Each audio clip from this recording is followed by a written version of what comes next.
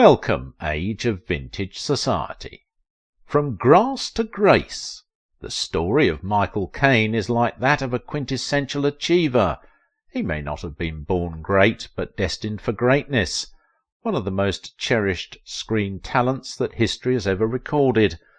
I was once told that great stories make great men, and for this English gentleman with his Cockney pitch, a few of his murky history would amaze you.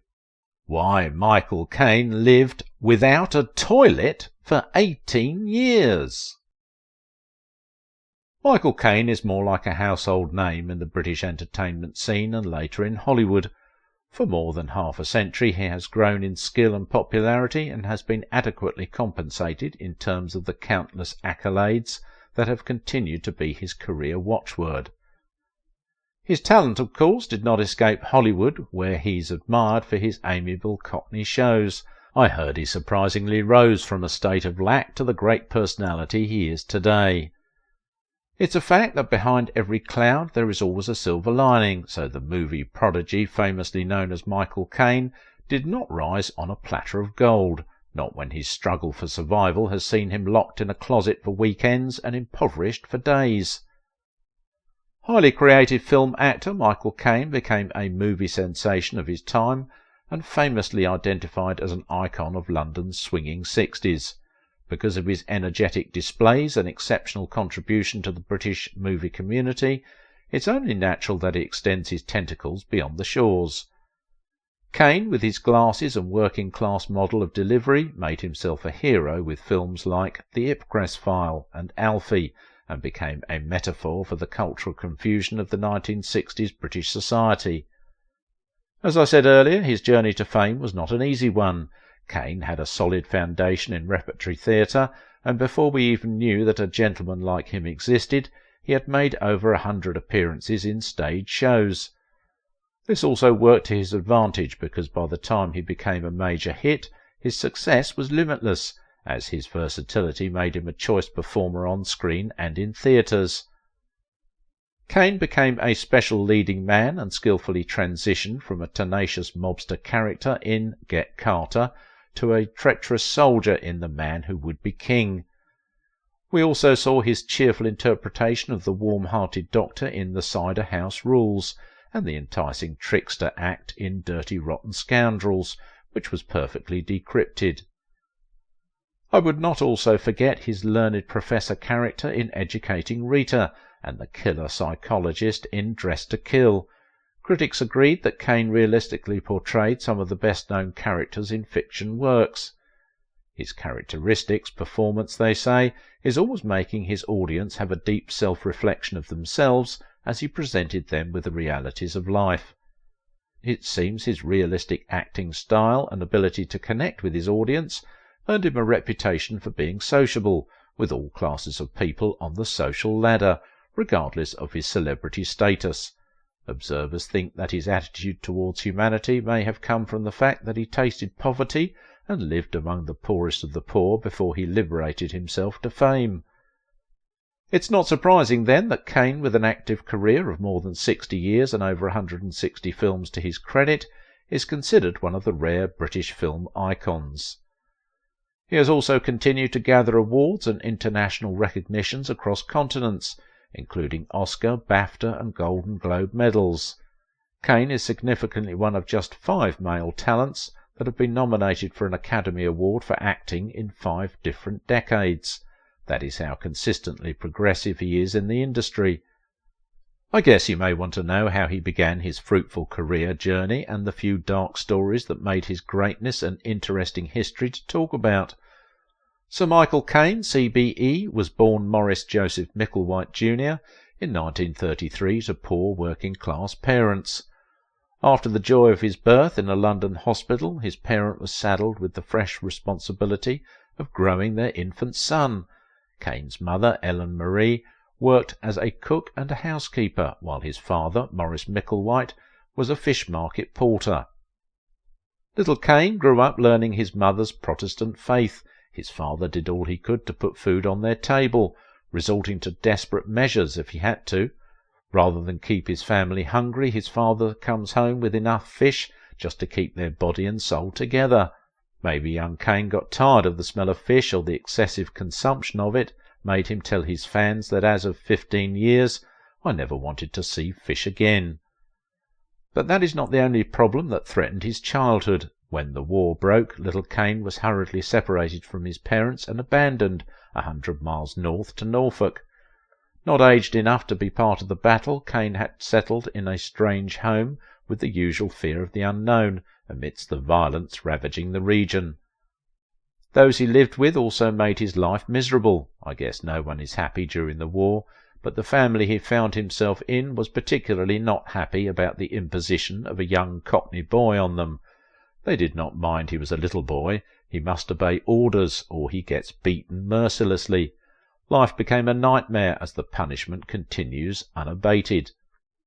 Was it just a punishment or expression of anger, as little Caine and another young lad of a similar fate were restricted from playing around because the custodian did not trust them to roam freely in the house? And so, while their caretaker is away every weekend, Caine and the second evacuee boy are locked in a closet from Friday until Monday morning. To ensure that they remain alive, they had to manage the tiny pork pies and water that is just enough for them to continue to breathe. Somehow his mother gets to know about the ill treatment being given to her son. Ellen was so furious that she had to confront the woman in charge and gave her the beating of her life.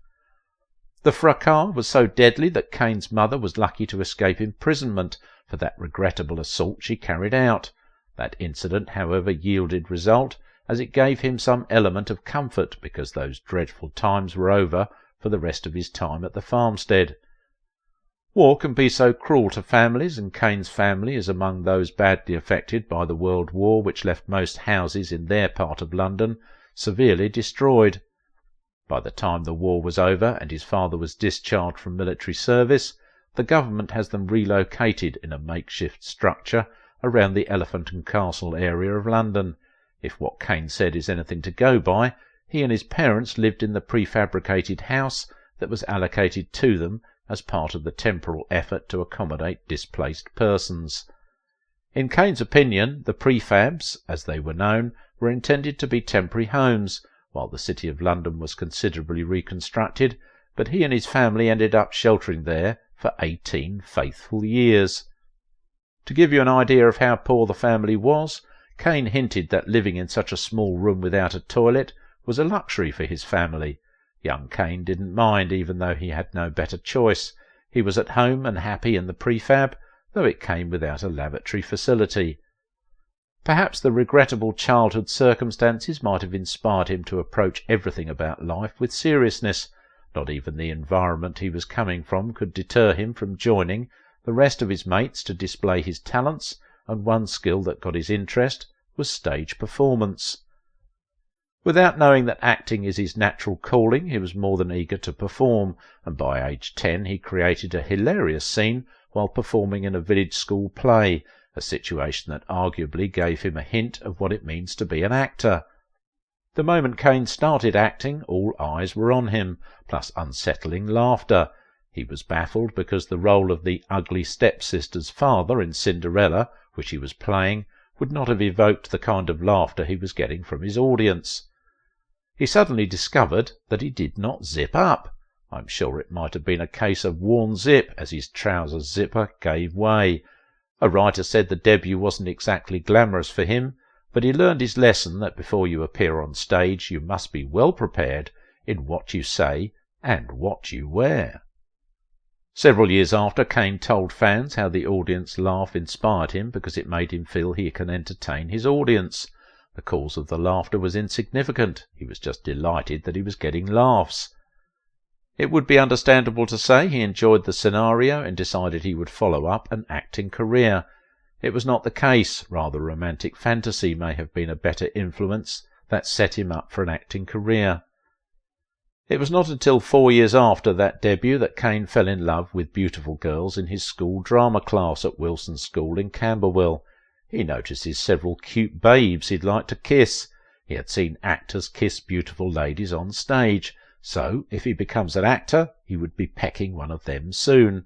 You're guessing right. He was not confident that he could do it on his own.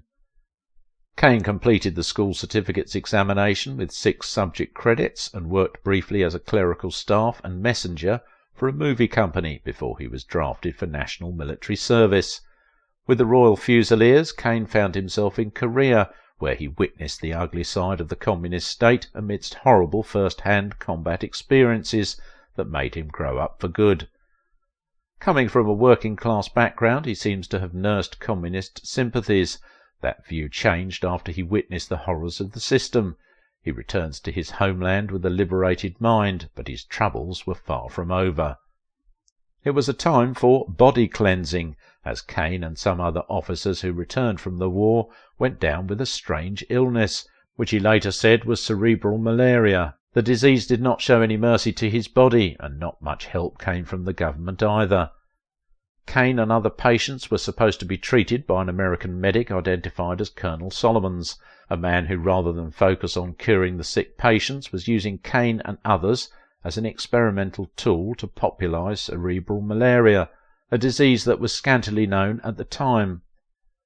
Describing his ordeal in the hands of Solomons, Caine said they were all strapped to beds and left with nothing but constant injections that kept them calm. It was a near-death situation, with Caine having a glimpse of life in purgatory. For 11 regrettable days they remained tied to their beds. It was nothing but a miracle that he survived the suffering, as he was discharged after the illness disappeared. That experience taught him a good lesson about life. At least he learnt to appreciate life. Now he needed to restart, and his acting career is still prominent in his mind. Caine spent nights and days memorizing lines for various auditions for roles. It was not an easy period, so he had to make alcohol his right-hand pal, which he often consulted just to ease his frustration. He drank vodka heavily, drinking as much as a bottle of vodka or 2 daily, and later in life he alluded that the best research for playing a drunk is being a British actor for 20 years, hinting about his journey. Caine endured all the disappointments before he got the much-desired career green light. To cement his new image, he needed a fresh name, different from Maurice Micklewhite Jr. He came up with Michael White, as he featured in Wuthering Heights, where he played the drunken master role that gave him a steady gig with a theatre company in Suffolk. As he found himself on the big stage, his teenage dream of meeting beautiful ladies became a reality when he met and fell in love with beautiful Patricia Haynes. That romance led to his first marriage, but that union soon hit a brick wall, as it ended very fast, just the way it started. The more he grew in level, the more he learns new things, living a life of an actor with no formal acting lesson, just as he soon discovered that the name Michael White has been taken by another actor, so he has to hurriedly conjure a new name. That was how Caine came into the picture. Around the late 1950s, Caine was already established, but he was still looking for a bigger break. He had a friend, another Cockney talent in London's theatre scene, Terence Stamp. The duo made a good pair, hunting for roles in Daybreak and drinking away their melees by night.